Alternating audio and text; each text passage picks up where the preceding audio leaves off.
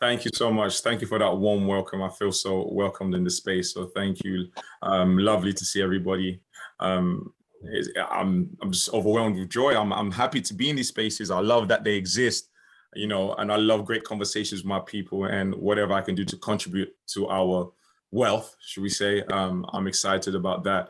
My name is Joe Dash. I am a holistic and wellness scientist, and I'm also an author and an intermittent fasting specialist. So that means basically I spend a lot of my time reading too many books, basically. I spend time trying to figure out how to distinguish, should I say, between the biology of people of color and other ethnic groups, and try to figure out, are there distinctive things that affect our community that we need to be aware of? And what is the multivariable layers of that, factoring in economics, social politics, and biology, all of these things, and seeing how we get to this place. And hopefully I can demonstrate that in my presentation, just to at least create the conversation. Today, I just really want to, spark some minds, stimulate your mind a little bit into expanding the conversation around nutrition and health. Originally my work expands deeply into melanin.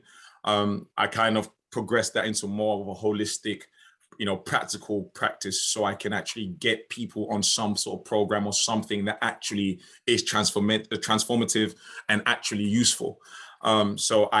Even though I have a background in the science of melanin, today I want to focus just more on how that melanin works from a diet point of view. So you being a melanated individual, so many information out there, some of the stuff, clashes. So when we talk about, people call me all the time about alkaline water and talk about, this, that, and the third. So sometimes I have to put it together in a way that actually makes it a bit more understandable.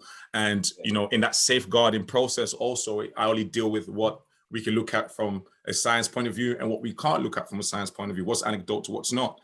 And I think that helps us a lot, kind of not get too caught up in the information, but caught up in the practical methods we can use to actually strengthen ourselves. An example of that is, for example, fibroids being a massive increase amongst Black women in our community. So even assessing those kind of issues, why prostate is such a big thing amongst Black men, what's dealing with those issues, like, looking at obesity and overweight. It's standardized in Black community to be overweight. Most of our people are.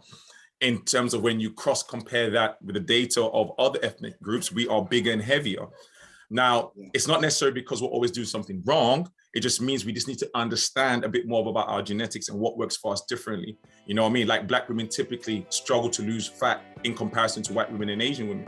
You know what I mean? So looking at all of this data and understanding the reason for that. So I hope my presentation just kind of sparks some minds. I'm going to ask the audience some questions just to kind of get a kind of perception of what people are dealing with and where their headspace is at. So I hope that's okay today.